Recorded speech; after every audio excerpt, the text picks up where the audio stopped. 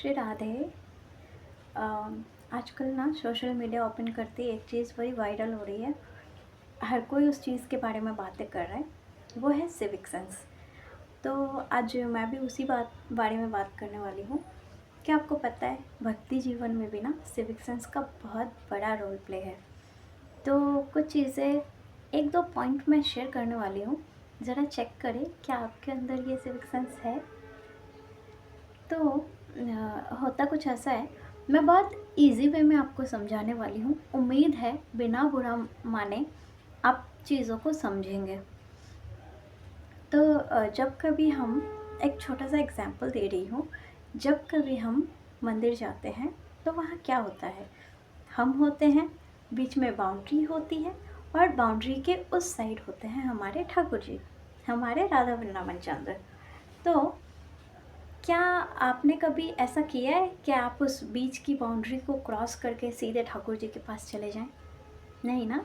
ठाकुर जी के, राधा वृंदावन चंद्र के, किसी भी ठाकुर जी के किसी भी मंदिर में कोई कितना भी प्यारा आ जाए, एक जो सेवा करने वाले पुजारी होते हैं, जो पंडित जी होते हैं, उनके अलावा कोई भी वहाँ नहीं जा सकता, है ना।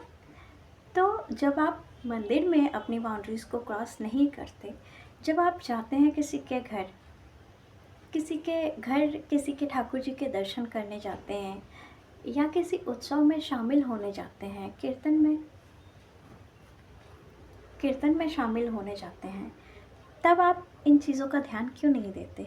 तब आप क्यों बाउंड्रीज़ का ध्यान नहीं देते? काफ़ी बार ऐसा होता है।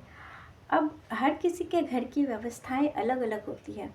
किसी के घर जाएंगे तो बहुत बड़ा मंदिर है, बहुत बड़े मंदिर में बहुत बड़े ठाकुर जी विराजमान होते हैं, और वहीं किसी के घर जाएंगे तो व्यवस्थाएं अलग अलग होती हैं।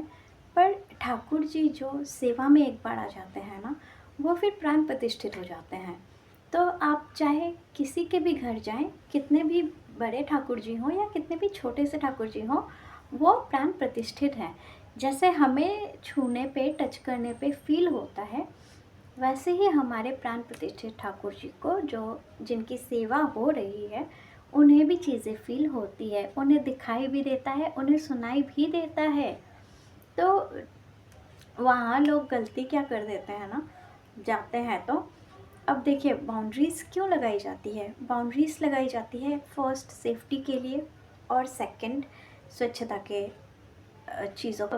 जो पंडित जी हर बार ठाकुर जी की सेवा में जाने से पहले आचमन करते हैं, स्नान करते हैं, वस्त्रों को शुद्ध करते हैं, क्या दर्शन करने वाले हर कोई ऐसा करता है? नहीं करता। हर किसी के घर में भी, जी उन्होंने अपने घर में ठाकुर जी विराजमान किए होते हैं, उन हर किसी के घर की भी अपनी अपनी मर्यादा होती है, अपनी अपनी स्वच्छता व्यवस्था होती है। तो आप अगर किसी के घर जा रहे हैं, आपके वस्त्र कैसे हैं, स्वच्छ हैं कि नहीं, वॉशरूम के कपड़े हो सकते हैं। आजकल हर जगह पे वेस्टर्न वॉशरूम का जो ट्रेंड चला हुआ है, ये तो बहुत ही ज़्यादा वो है, मतलब स्वच्छता इसमें कहीं नहीं है। तो मैं अपने घर पे कभी अलाउड नहीं करती वॉशरूम के कपड़ों के साथ ठाकुर जी के पास भी जाना। तो हम इन चीज़ों को बिल्कुल अलाउड नहीं करते हैं।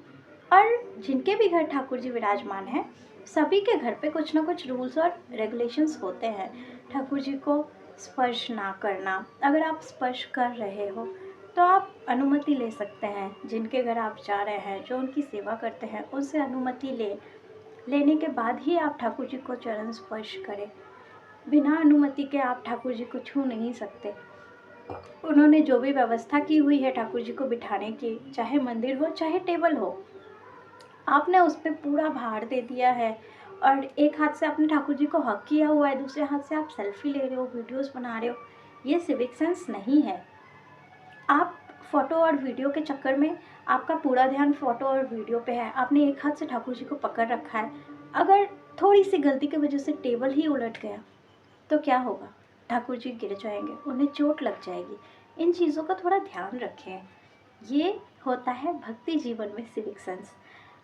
ऐसे बिना परमिशन के ठाकुर जी को, किसी के भी घर जाके ठाकुर जी को स्पर्श करना, पूरा भार रख देना, आपकी एक गलती की वजह से अगर ठाकुर जी को चोट लग गई तो बहुत बड़ी प्रॉब्लम हो सकती है। तो उम्मीद है बुरा ना मानते हुए, चीज़ों को समझते हुए आप अपने जीवन में इन सिविक सेंस को उतारेंगे और आगे से ले, सेल्फी ले, वीडियोस ले, सब कुछ करें, पर सेफ्टी फर्स्ट। ठाकुर जी की सेफ्टी का पहले ध्यान देंगे। किसी के भी घर जाके पहले ऐसा नहीं करते कि पहले हमें फ़ोटोज़ और वीडियोस मिल जाए, ऐसा नहीं करते हैं। पहले उनकी सेफ्टी है, पहले जाएं, जो भी उनकी सेवा करते हैं पहले उनसे अनुमति लें कि क्या हम फ़ोटोज़ और वीडियोस ले लें, क्या हम स्पर्श कर सकते हैं ठाकुर जी को, अगर वो अनुमति दे रहे हैं। और दूसरी चीज़ होती है अपना दिमाग। अपना दिमाग भी तो लगाए ना, देखे ना वो व्यवस्था कैसी है, क्या वो बहुत, जहाँ पर ठाकुर जी विराजमान हैं, क्या वो प्लेस बहुत ज़्यादा स्ट्रॉन्ग है, क्या वो मेरा भार सह सकता है, तभी तो आप अपना भार रख सकते हैं ना उस पर। ऐसा नहीं करते कि अपना भार रख दिया और फिर वीडियोस फोटोज़ ले रहे हैं। काफ़ी टाइम टेबल पे ठाकुर जी विराजमान होते हैं और आपने वन साइड अपने हाथ का पूरा जो भार है वो रखा हुआ है और वो टेबल ही उलट गया ठाकुर जी के साथ, तो ये बहुत बड़ी प्रॉब्लम हो जाएगी। उम्मीद है चीज़ों को आप समझेंगे। श्री राधे।